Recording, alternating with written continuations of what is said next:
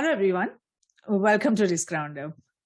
Emerging technologies are revolutionizing almost every aspect of society.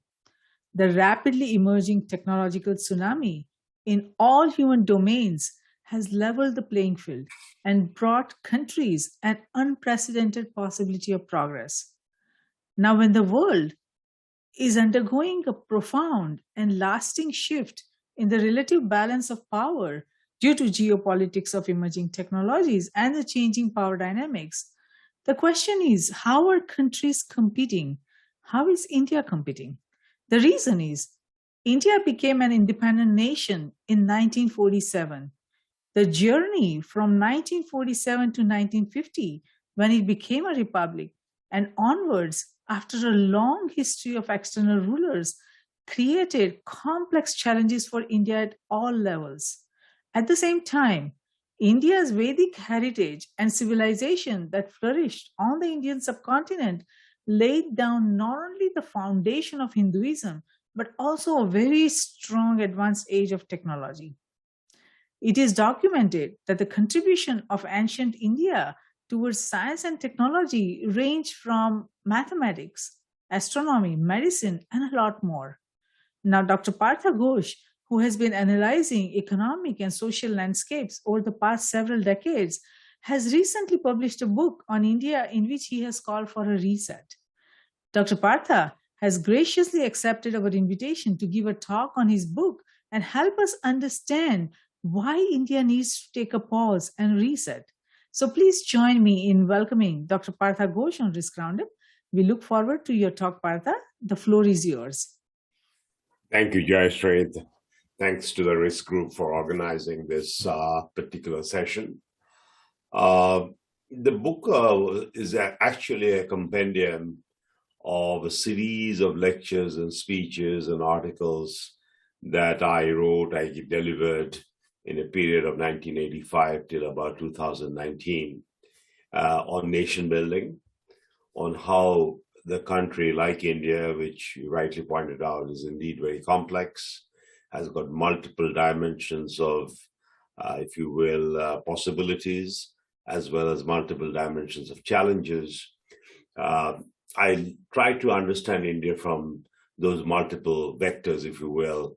On one side, the spiritual vector, on the other side, the economic vector, third, intellectual, emotional, cultural. There's so many different vectors.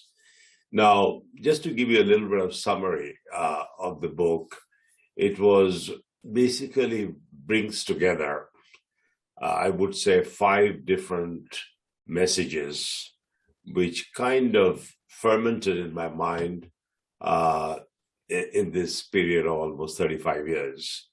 The first message I feel is becoming more and more relevant right now, which is very universal in nature, nothing to do with India, everything to do with the world, but as a result, a lot to do with India, is the importance of reviving what I would call the spiritual vector of the development of the civilization.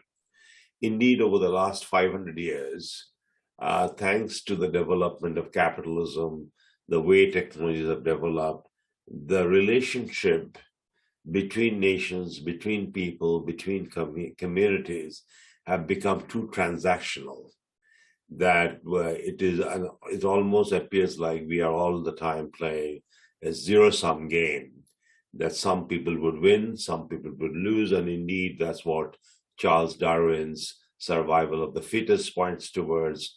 That means someone is more fit than others, which means someone would win and someone else would lose.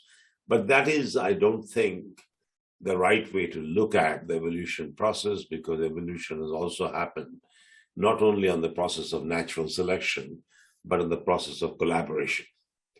And when I look at the ancient philosophies, not only the philosophies which developed in India, the Vedic philosophy, the Confucius philosophy, even the Greek and the Roman philosophies, and then the German philosophy, and the philosophies that fermented during the time of John Locke in Scotland and England, there was an element of collaboration and spiritualism. They talked all the time about theology, about divinity, about understanding the nature with the development of the human being. That I feel with the development of science and technology and how science and technology led to materialism has gotten to a certain extent compromised.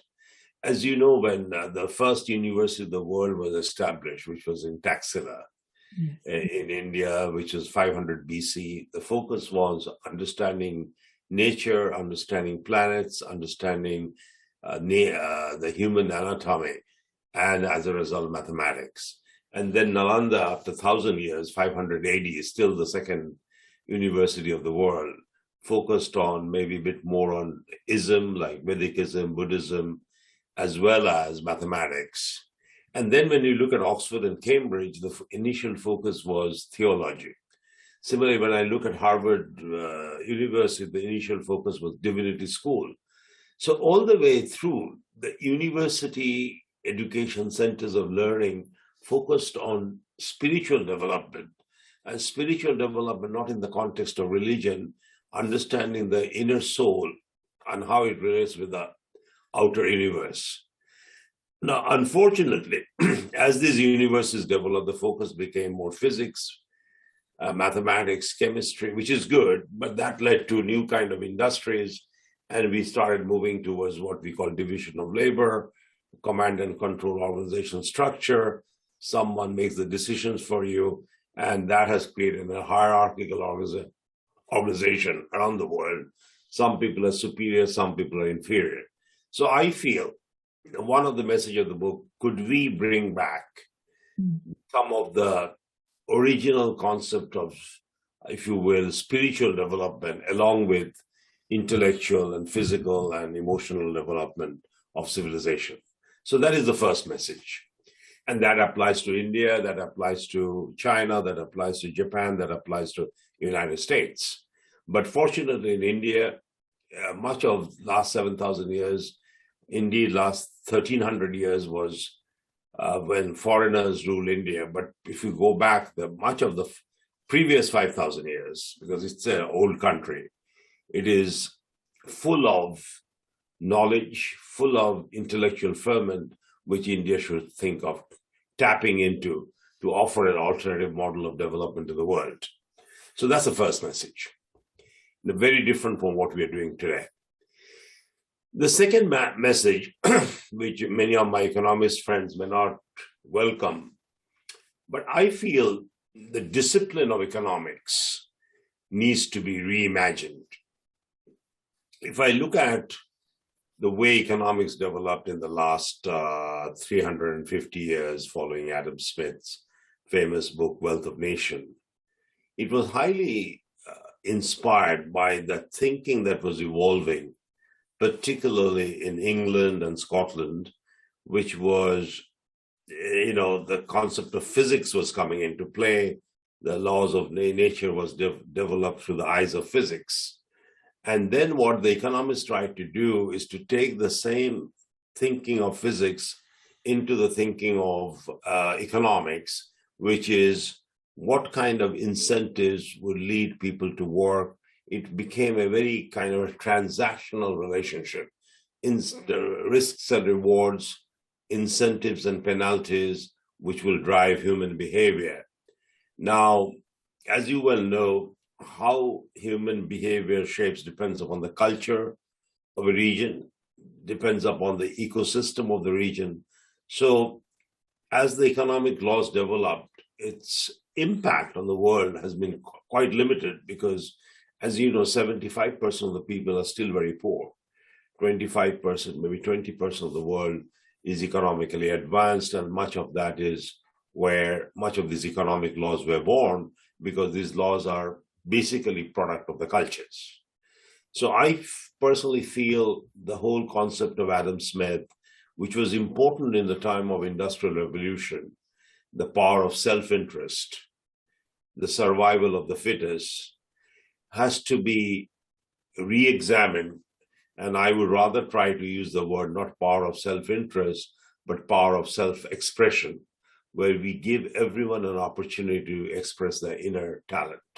as opposed to self-interest. By definition, self-interest means I care about myself, not of the bigger society around me. But part of self-expression means I want to express my gift, I want to bring my value to society, and in the process, develop a social conscience, in the process, create an ecosystem which is more fit. So fitness of the wider ecosystem is more important than the survival of the fittest. So there's a fundamental departure in the economic thinking that we need to bring to shape the 21st century, not only in India, but all over the world. So some of the messages are very universal, but then I say India is an opportunity because India is still at the early stage of economic development. We do not have to discard much of the old thinking because 70% of the people are still very poor. Could we focus on the 70% to create the new economic model, and then gradually the other 30% would get influenced? So that's the second message. The third message of the book is what I'm using the word central economic nervous system of a nation. Often we forget, a nation is basically a collection of a lot of different emotions, instincts which come together in a collective fashion. Some countries it works where all the needles are pointed in the same direction. People have the same instincts, same values, same work ethics. But in many countries, particularly a country like India, where there are about 1,610 languages, where there are different cultures, all of them have got very unique attributes. I think it's important that there is an economic nervous system which brings the softer aspects, that's why I'm using the word nervous system, of society together towards a common purpose. So someone in Assam, for example, with the extreme eastern part of India, versus someone who is extreme western part in Dwarka in Gujarat. Obviously, they're coming from very different environments, but yet they're bound together under one, I call the Vedic philosophy. Now, how to create that bonds between different regions and create a system, which I'm calling the nervous system, which connects the vision of the country with the strategic programs of the country, with the day-to-day lives of each and every individual in the villages of the country. And that is a system that we have to design. We don't have that. And I think a complex country that like India needs that system in place. The fourth message is even more powerful. Yesterday, as you know, you are in the risk group and you have very successfully built up this group. The risk management has been in terms of financial engineering.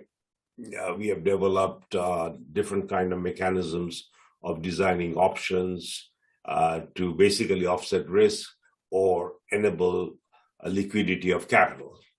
And I think we have done a great job, which we call financial engineering. Some people call fintech. But I feel there's a need to think of human tech, which is fluidity of global IQ, as opposed to capital only, financial capital. Liquidity of capital is important, but fluidity of global IQ is even more important. And what do I mean by that? People who are very successful, I've visited Davos several times. We go to the Knowledge Economic Forum, we go to the World Economic Forum, and in Davos, we exchange ideas. But that is for the top 0.01% of the population, which come and exchange ideas, and then they go back to their job. But the world has not really changed. In fact, today the world is much worse off than it was 30 years ago. If you look at what's going on in Europe right now, in name of Ukraine, Russia challenges, the supply chain problem, the tension between China and the United States, one can go on and on and on. So we have come to a point where we have to think of how to enable networking of people at the base of the pyramid. A farmer in Chile, with a farmer in China, with a farmer in Cuba, they're all working on their problems, but how could they interact with each other would be very important. So the best practices from China for a certain kind of crop could be shared with the best practices of a certain kind of crop in Chile, and in the process, they benefit from each other. And today is possible. How? I would speak in Spanish in Chile. The Chinese person would speak in Mandarin, but the cloud would, through artificial intelligence, would allow when I speak in Chinese and you speak in Gujarati, you will hear me in Gujarati, and you speak to me in Gujarati, I'll hear in Bengali.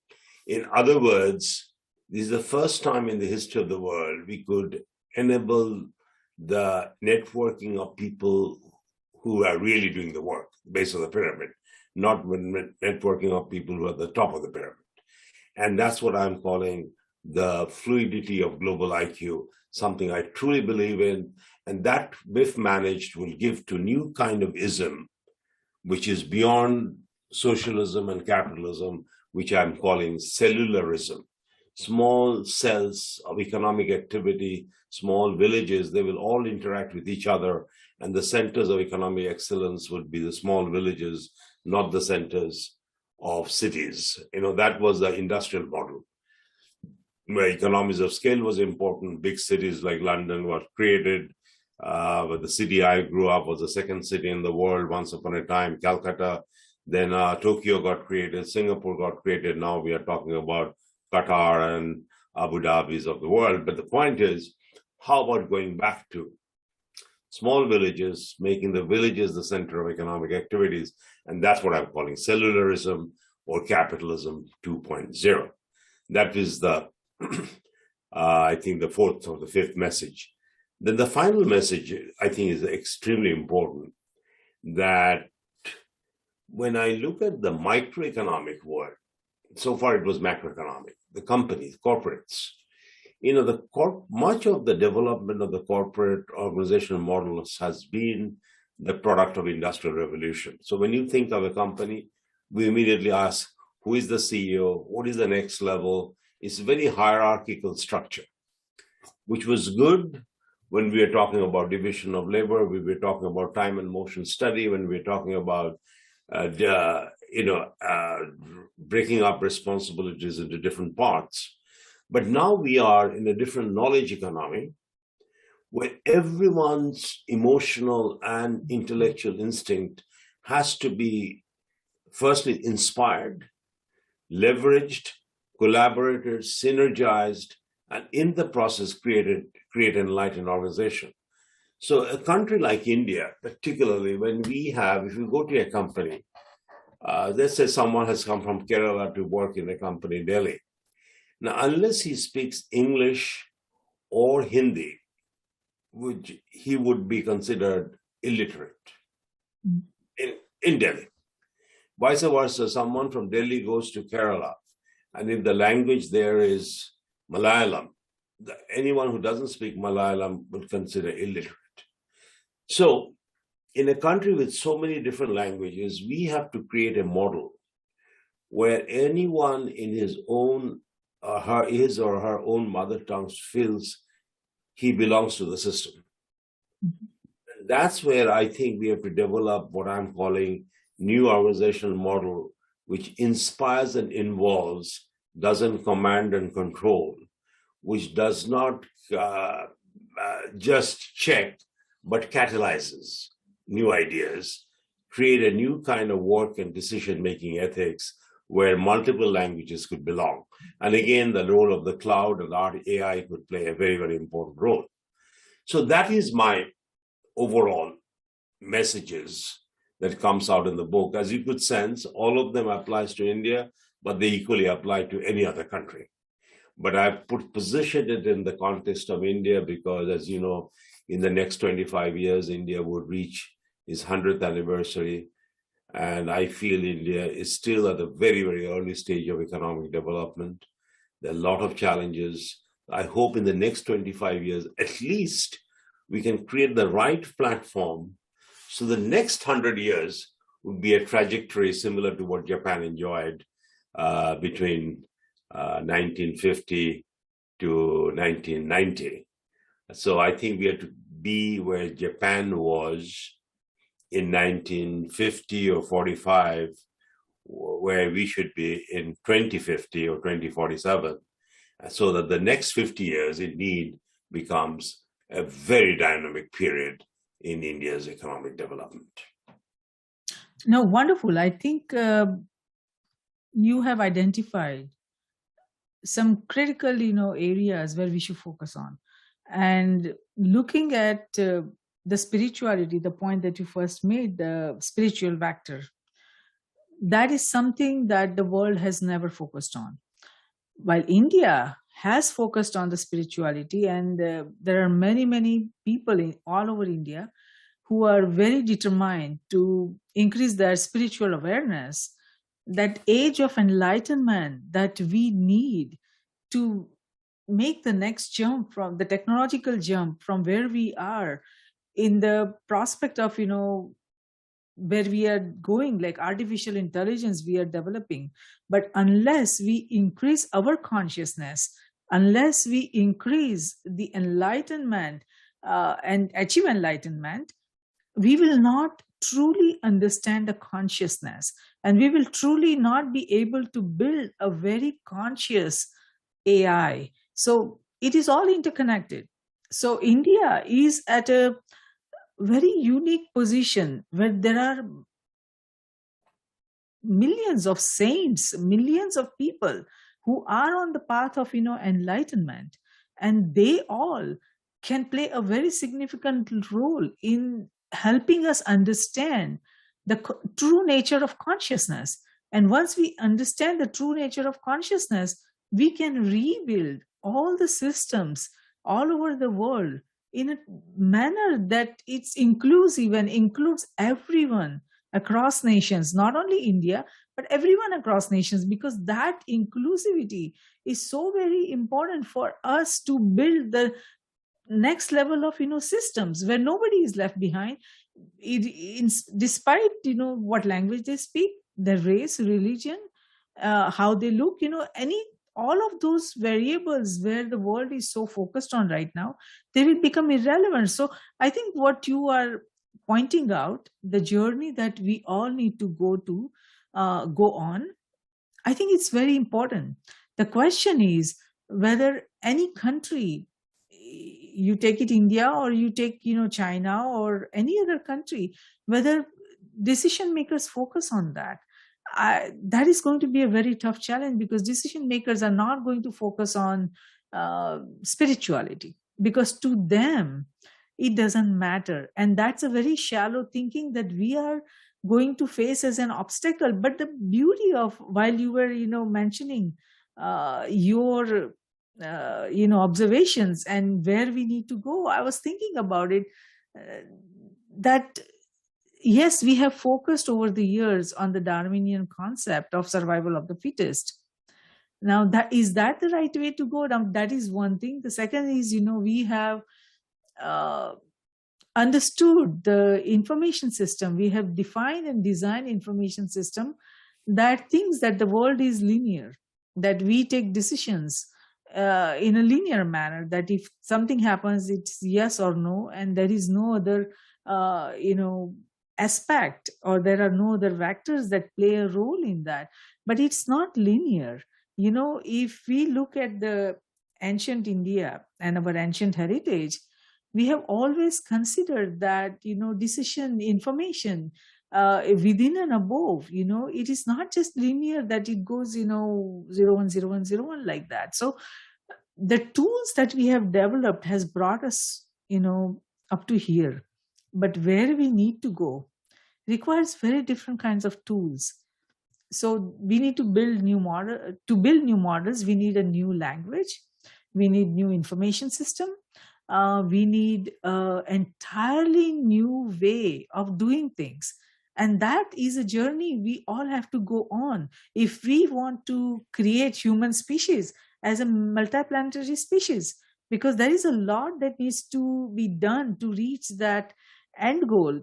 So there are a lot of challenges, but the beauty is there are a lot of devoted scientists all across nations who are very focused on solving these problems, and we should be hopefully able to go on that journey.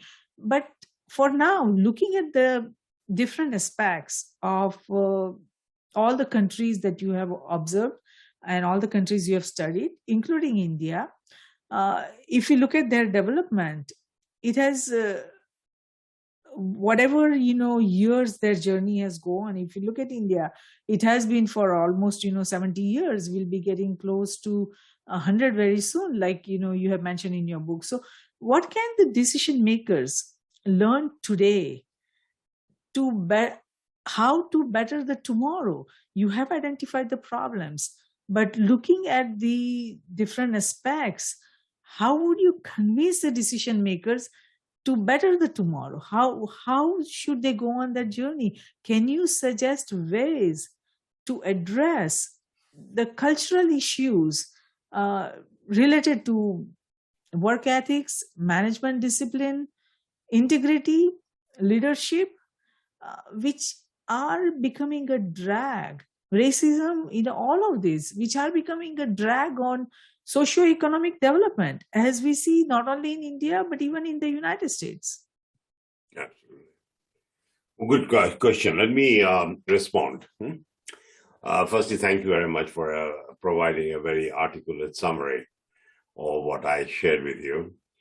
I feel, there are moments in history when we have to step back, and we have not yet shown such capability in the last, at least, I don't know, but if I look at the history for the last 2,000 years, it has been a pretty linear extension of the past into the future. We have systematically made progress. We came out of the agriculture into industrial world. Now we are into the information world. Again, at the top 20%, if you go to a village in Africa, their lifestyle perhaps have not changed in the last 1,000 years. Similarly, there are many villages in India. If you go deep inside Madhya Pradesh or some interior parts of Gujarat, even MP, life has not changed for them. Now, if we do believe that we need a new way to approach the future, I think your group, like risk group, and there could be maybe 5 or 6 such groups, it need not be hundreds, who should start sort of bringing to the attention the need for a new model, and we have one.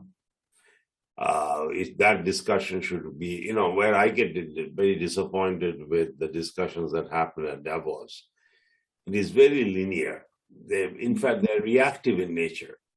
When the problems occur, they say, what shall we do? A good thought leadership group should be able to anticipate the future and then be able to talk about issues in anticipation of the problems that they have to solve. So I feel one thing I would like to do with your help is to promote these 7 points that we discussed, that we have the tools. Because, when I talk about AI, talk about village-centric development, it is possible. If you look at what our friend Elon Musk is doing, now he has moved to your state, Texas, what he's doing with the energy transition. I think we need some, and then I'm talking about artificial intelligence as a way where everyone who only speaks the mother tongue feels proud. The biggest problem of India is that unless you speak English, you are considered illiterate. But if you go to Japan, most of the successful Japanese businessmen I met, they hardly speak in English. They do have created brands all over the world, but in their mother tongue. Same in Korea, same in China, same in Germany, same in Italy, same in Sweden. So I think time has come that we have to really believe, we have to empower people in their own mother tongue and let them get a chance to express. So I feel India has actually an opportunity. I see being poor, it is an advantage because people, 70%, 80% of the people are not suffering from the bad habits of the past. In America, I cannot think without an air conditioner, without a refrigerator, without a car, without a lot of things, because we have become victim of the products of the 20th century industrialization model, right? But in India, unfortunately, 70% of the people cannot afford these things. So that's a white sheet of paper. So if Indian government now says this is white sheet, we will develop India, which is very unique to India, taking advantage of its Vedic philosophy, taking advantage of its diversity, the sunshine, the water systems, the agricultural diversity, the cultural diversity. India could offer a model.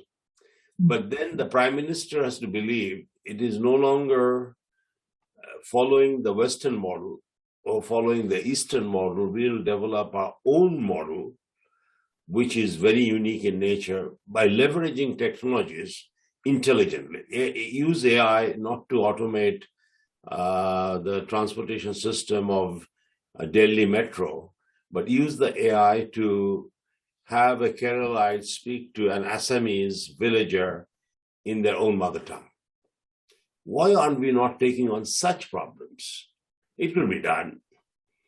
All that, so I speak in my mother tongue, you speak in mother, but we hear each other. Sure. And Sure. that is, Yes. You make a good point on that. And I think there are several technology companies who are developing such capabilities that irrespective of what language you speak in, it will be translated into the language you understand. So that those developments are already happening. But if we speak specifically about the languages, all these languages are human created. All of these languages that we have created. But these languages are not the one in which the universe speaks. The universe speaks and listens and understands the geometric language. The language is geometry. So the language that we are all speaking is verbal, it's a human created, but that is not the language of the universe. Beautiful. Absolutely. So if we really truly want to understand beyond what you and I, think and speak, beyond what anybody speaks during a conversation, what actually our consciousness, inner consciousness is trying to tell us, we will need to lean on the geometric language, the universe's language, and we'll have to develop that. We'll have to advance that. Well, there is a background, already developed. There's a long way we have to go, but that is where we'll need to focus to truly integrate every single human in the world. And the other point that you made about the ism, about that taking village, considering that as a unit, center,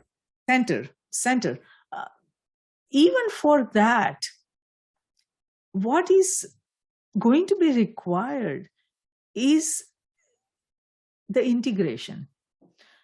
That means that if we look at a nation, any country right now, what is it made of? There are many different components to it. It is the government, then the corporations, the industries, businesses, the education, and the NGOs, the nation's government, industries, organizations, academia. Those are broadly doing different roles for the optimal functioning of a country. And of course, there military and all of that is a part of the we are considering as government. Mm-hmm. So if we consider village as a unit, then all these villages all across different states, first different cities, then different states, then different countries, all of them will need to be integrated. It's mostly like the evolution that you talked about, that we understand, Darwinian concept. But now we have to move from Darwinian concept to mutualistic NGIOA symbiosis. We have to create models that are symbiotic. And what I mean by NGIOA is nations, it's government, industries, organizations, and academia. So we have to move from survival of the fittest to the mutualistic symbiotic fitness of the ecosystem. Yes, exactly. And for that, we need to create that inclusive model, but that integration needs to happen. Now, the challenge that you and I and the whole world is witnessing right now is that countries cannot work together. No. We tried globalization. We tried the global age. It did not work. And right now, countries are going backwards. They are going inwards. Nationalism is rising. So if nationalism is rising, then the tribalism is going to go rise as well. And when we are talking about a country like India, where there are so many different languages spoken, so many different tribes, races are there, the challenges are going to emerge for India in many new complex ways, not just Hindu Muslim, but about every different state has its own language, has its own race, has its own tribe. Everyone is going to focus on the tribalism. So how are we going to create such models that require strong integration, strong collaboration? How will we move forward? The good question that maybe a trillion plus dollar question. But I think I have a point of view on that, though. That's why I use the word cellularism. One force of nature is that people feel comfortable in their comfort zones. That's why they call comfort zones. And if we move towards cellularism, let's say each village in India, let me take the Indian case, and the major effort by the Prime Minister of the country is not to build a huge airports, not to build this corridor they're building between Delhi and Bombay, the high-speed train. These are, again, for the top 2%. But to work on creating each village a beautiful economic center, so that way people could still live in their communities, make sure each community has a chance to express the beauty of their community to the world. India provides the platform, and the government provides the platform. And third, which is very important, that because I am different from you, I develop the ability to appreciate you, appreciate the difference as opposed to look down on the difference. Now, what has happened, Jayashree, as you know, over the last, I would say almost 1,000 years, the fundamental thinking was, as I mentioned earlier, zero-sum game. That if I win, you lose, then I got the bigger share of the pie. And the thinking was the pie is fixed, so we have to cut the pie in a way that I could get more of the pie than you, and then I dominate the process. I dictate how much you could use. I use as much as I could. Now, that is one theory, which is the theory, as I mentioned, survival of the fittest. But to make the shift of societies or species or nature survive when they collaborate with each other, that thinking has to be brought to the center stage. Collaborate, but allow independence, cellularism. Yes, they will feel comfortable in their own environment. Let people feel comfortable. Nothing wrong with that.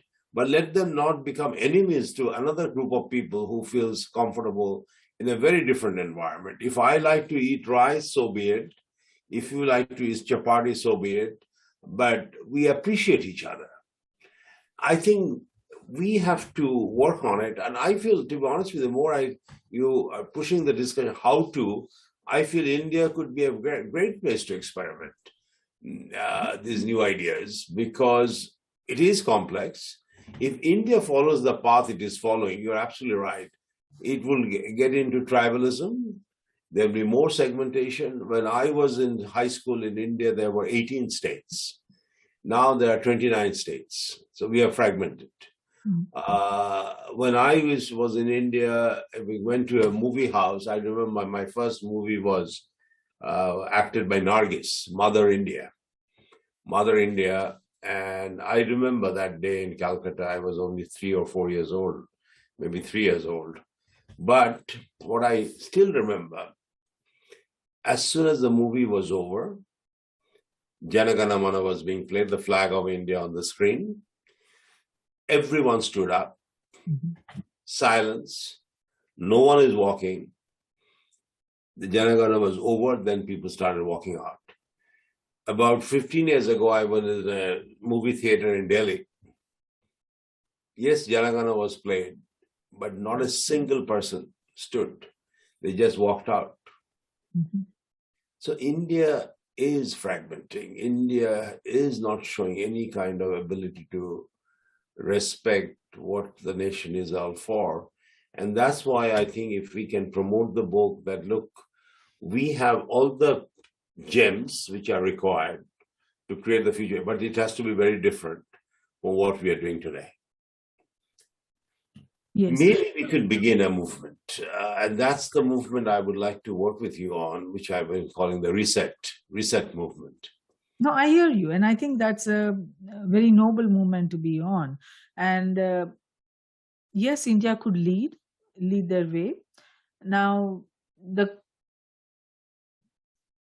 reason internet was created, and then after the internet, the social media that was created, was to bring all these different tribes on the platform, talk to each other, appreciate each other. That was the original goal of Facebook and all the social media that was created. That, yes, we are all different in how we look, in how we talk, what we eat, what we think, how we think. All of this we have different, we are different in every way, but we are all humans. Let's understand each other, and let's build on that. That was the basic premise of the social media. But if you look at now, what has happened? There's all Everyone is fighting with each other, and everyone, instead of understanding and appreciating differences, and diversity, we have reached a point where we are trying to cancel each other. That is so prevalent here in the United States. It is ideological. It doesn't matter what race you are on, or what food you eat, political ideology that you believe in. Everyone is trying to cancel each other, and that is so dominating, with dominating viewpoint that we see here in the United States. And we don't see that yet in India. There is still limited, intolerance. If we see that is still focused only between Hindus and Muslims, and that also sometimes we can see that it's more political. Am I right, or you think you have more observation about India than me? No, I think you're right. I mean,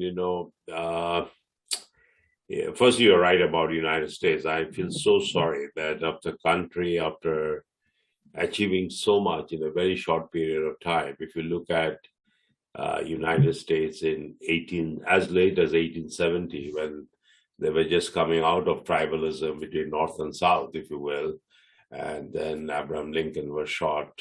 And so by 1870, it was basically a tribal culture, North versus South, and fights and wars. Many people lost their lives in the, as you know, in the civil war that had in this country. But between 1870 to 1914, for only 44 years, this country became a major power in the world. In only 44 years.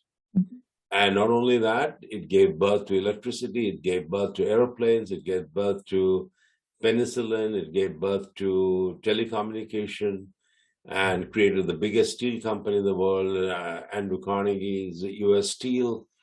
It's amazing what America achieved in the 44 years that I'm talking about.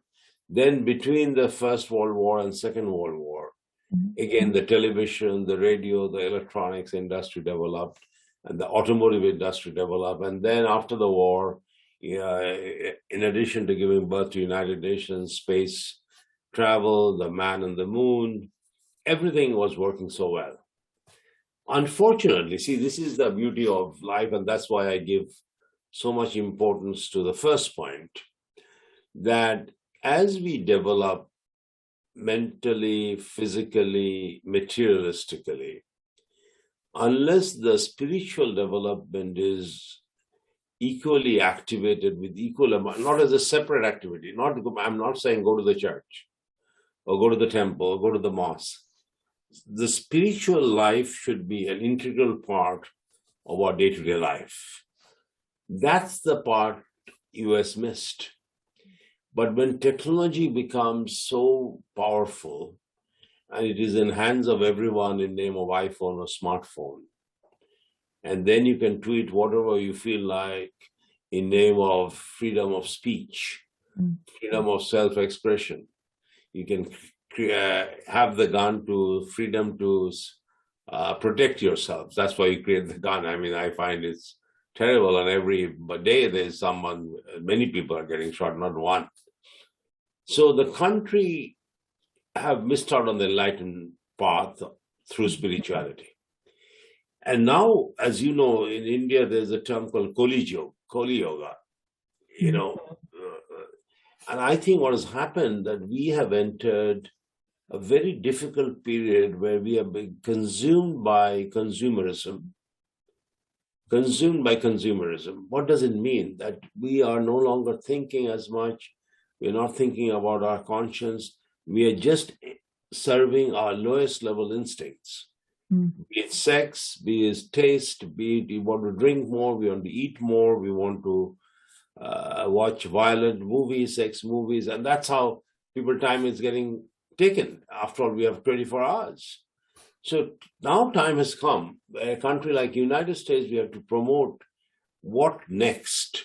And next is not extension of materialism into the future, a rise of spiritualism where you can make the materialistic development more meaningful. I'm not saying reject it, but make it more meaningful. Whereas in a country like India, where materialism is also not developed, spiritualism we are losing, India could say, okay, let's reset. Let's focus on what we are good at and bring spiritualism in our day-to-day life. It's not Hinduism versus Islam versus Sikhism versus Christianity. We believe in one. You know, you've heard of Ramakrishna Dev, Vivekananda's guru.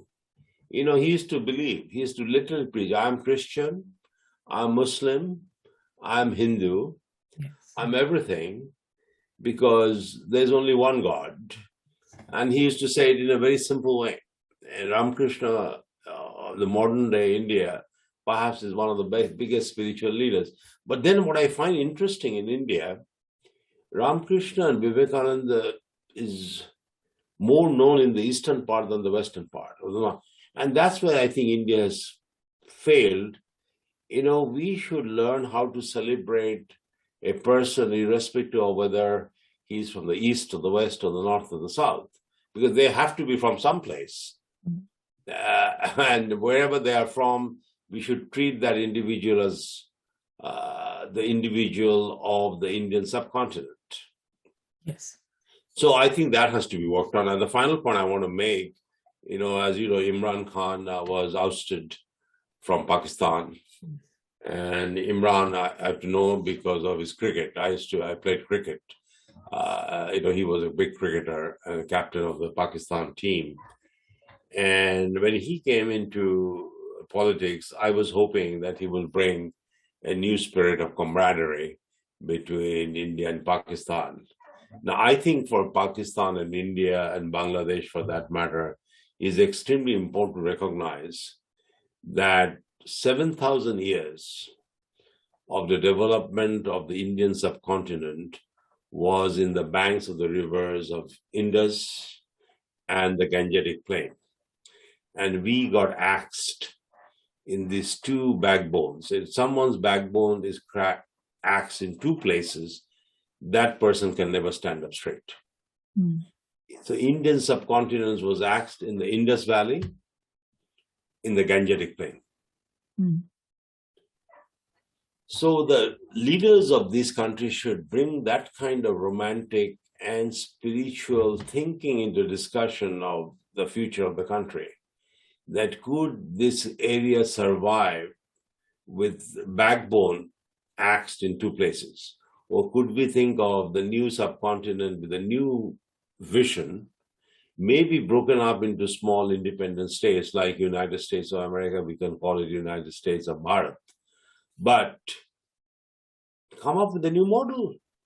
So I feel many ways we have to sit back, that's why I sat back, and start thinking of the future with a new lens, whether we're talking about the United States or whether we are talking about India. I think one thing also I want to highlight, Japan is one country which offers an interesting model. Because if you have been to Japan, Jayashree? Not yet, no. Okay, maybe I will arrange a trip for you to Japan.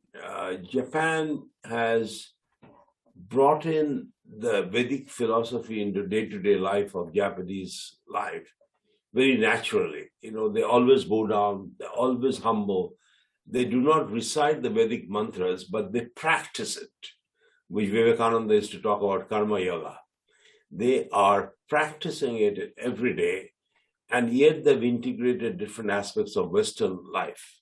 So Japan, you do see a little bit of integration of philosophical, spiritual side of life with the materialist side of life. That's one thing which attracted me a lot towards Japan. The book talks about Japan a lot. That maybe there's something we could work with that revive the Japan model, because unfortunately, last 30 years, economically, Japan has not done well. But spiritually, Japan is excellent. You hardly hear of any violence. You see everyone is at peace with each other. The gap between rich and poor is extremely small. Everyone looks well-fed, well-dressed, comfortable. So Japan is a model, So I think there are some, small locations here and there. Japan, Bhutan, Norway, northern Norway, Sweden, where the happiness index is very, very high. We could use as models. Yes. No, I mean, you are right. It doesn't matter which country we live in, which country we are talking about. Every country has so far focused and are aggressively pursuing the materialism. The competitiveness is all about material things. That how to increase the GDP, how to make more money, how to beat other countries in technology, how to beat other countries in developing systems, and how to get their systems and models in place so that they benefit from that, irrespective of whether it's a financial system or any other system we talk about, the digital systems that we are developing.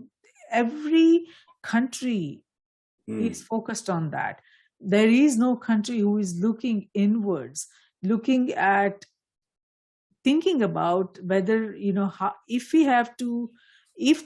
our planet is at risk, if we have to become multi-planetary species, what are the things we will need to develop? Most important is understanding us, who we are, going inwards, increasing our consciousness, becoming more aware of our consciousness, and integrating all the different components that requires us to get that increases our ability to understand the universe in a much better manner, is so very essential. We have to take our journey inwards. The schools and education system are not going to teach us, how to live, what is our purpose. That is where I think we need to focus on. And India has a unique opportunity to take a lead based on all the advances the ancient India, has achieved. It is possible for India to build on that and spread the message of Vedas and Upanishads. Not only that, redevelop all the technologies that are documented in our Vedas, in our ancient scriptures, and that would help us solve some of the problems facing humanity today. So there is a lot of work that needs to be done. First and foremost, there is a lot of effort that is required to understand the true message of the Vedas and Upanishads and all our scriptures. This is not about religion. This is about spirituality. where we need to focus. And for that, we all need to come together. I'm talking about the Indian Vedic scriptures and Indian, Vedas and all. It is possible that in other countries, in other traditional, there has also some lot of advances must have happened. So Absolutely. we have to focus on each of these countries and look at where the knowledge is, compile all the knowledge, compile all that has been already achieved. We have to break the silos, and that is the first step probably we can take, and then we can build on that and solve all the problems facing humanity. There is a lot more I can ask you, Professor Ghosh. There is so much that we can discuss, but these we have to take these basic steps before we can build on that. So having said that, what would you like to tell our global viewers and listeners about how they can get a copy of your book, and how they can reach out to you if they want to translate your message that you have given in your book to any of that initiative, or if any country's decision makers want to talk to you, how they can reach out to you, if you can share that. Thank you very much. Thank you for the opportunity. And this, as we come to the close, now the book is very easy to find. It's the name of the book, as you know, India Towards 100. A Call for Reset is available on Amazon, so you could always. Well, I know the book is available in Amazon and it's selling very well. So I hope more and more people would become familiar with the thoughts of the book, and in the process, we can all begin the movement together. My email is parthasg@aol.com. I would very much welcome inputs, suggestions, ideas. So Jayashree, so that you and I could begin this movement. We are having another session on the book with some other thought leaders who would comment on the book. It's on May 8th at 10 o'clock in the morning Eastern Standard Time, which is a Sunday. So if you're in Texas, it would be 9 o'clock in the morning. If you're in the Pacific Coast, it would be at 7 o'clock in the morning. And people who are in India, it would be 7:30 in the evening of Sunday, which so happens to be the Rabindranath Tagore's birthday, as well as my birthday. I just want to let you know. Happy So birthday. it would be a great day, I hope, where we could take another step forward. So thank you very much indeed. Thank you so much, Partha, for participating in Risk Roundup today. And I am sure that all of our global viewers and listeners who would watch this, read about it or listen to it, I'm sure, some of them, a lot of them would reach out to you to communicate and, to develop some pathways that they can work with you on this. So thank you so much. Your thoughtful insight on India Towards 100 is definitely going to help India and India's decision makers. So as a result, this Risk Roundup, I think, has been of service, and we thank you for that. So Risk Group, thank you so much. Risk Group is a strategic security risk research platform and community. Through the Risk Roundup initiative, Risk Group and I are on a mission to talk with a billion brilliant minds. The reason behind this effort is to research, review, rate, and report strategic security risk facing humanity. Thank you for being part of the conversation. Until next time, I'm Jayashree, host of Risk Roundup, signing off. See you next time. Thank you so much.